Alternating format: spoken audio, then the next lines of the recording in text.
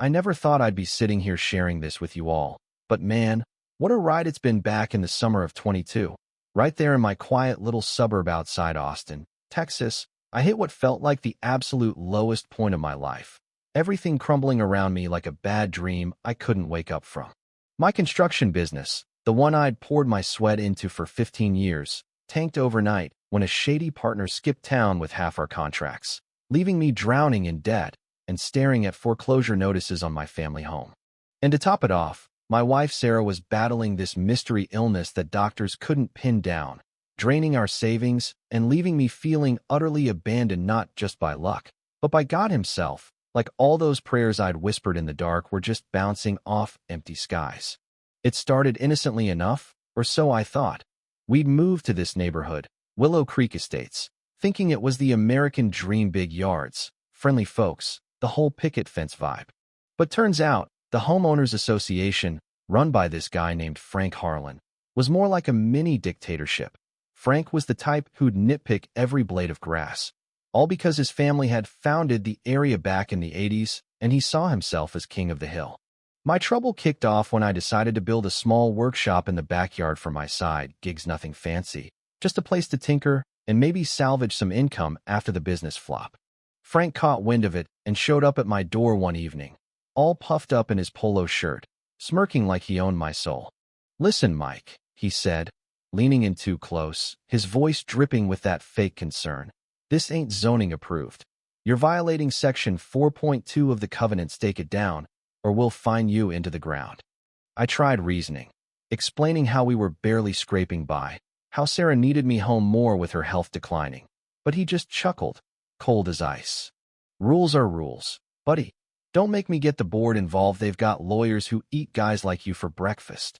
That night, I paced the kitchen, fists clenched, feeling the weight of it all, not just the money, but the humiliation, the sense that some petty power trip was stripping away my last shred of control, all rooted in Frank's old grudge because my family wasn't legacy like his, and he'd always resented newcomers changing the vibe.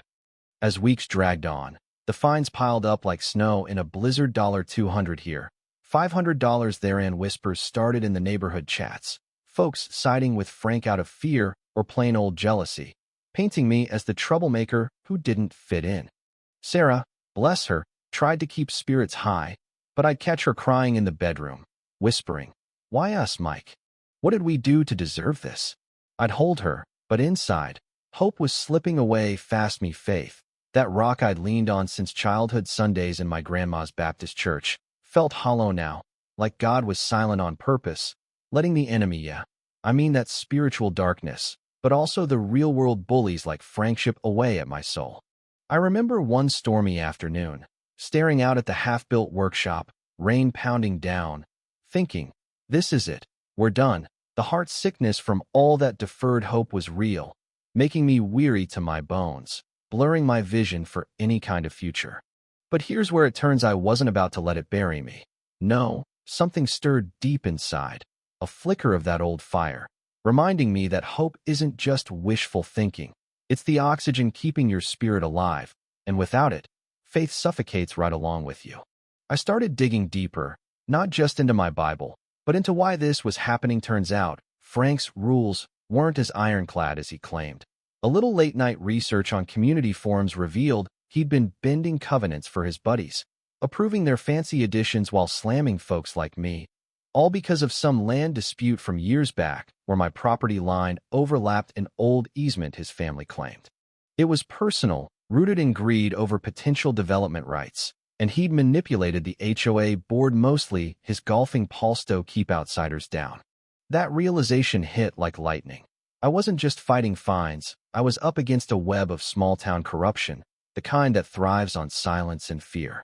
So, I decided to fight back, but smart, not with anger, but with that quiet strength from above, the kind that builds when you guard your hope like treasure. I reached out to a neighbor, old Mrs. Elena Ramirez, who'd been through similar crap with Frank years ago. She was this feisty widow with a no-nonsense vibe, and over coffee in her kitchen, she spilled the beans. "Boy, Frank's been pulling strings since his daddy passed," she said, her eyes narrowing with that knowing glint. "But you've got rights, document everything. Rally the quiet ones. God's got a way of turning pits into palaces, just like Joseph in that old story. Her words lit a spark. Joseph, yeah, that guy betrayed, enslaved, imprisoned, but every low was prepping him for the high. Humility in the pit, patience in the chains, all orchestrated behind the scenes.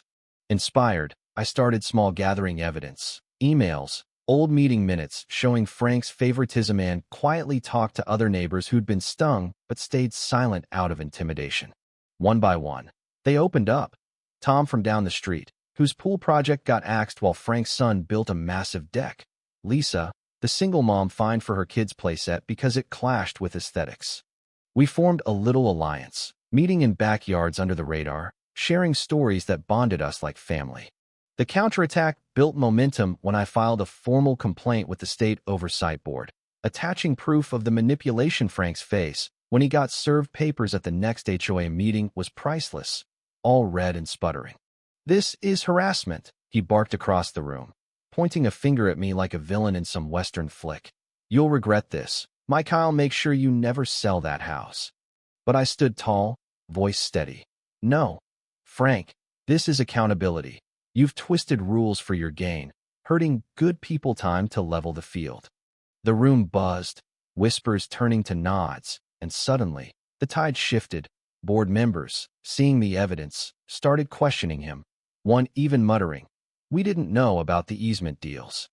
As the investigation unfolded, it felt like walking through a valley, shadows heavy with uncertainty, legal fees nibbling at what little we had left, Sarah's health dipping again from the stress. But I clung to that truth. Valleys aren't graves, they're gateways, and God's light casts those shadows, proving He's near. We pushed through, and man,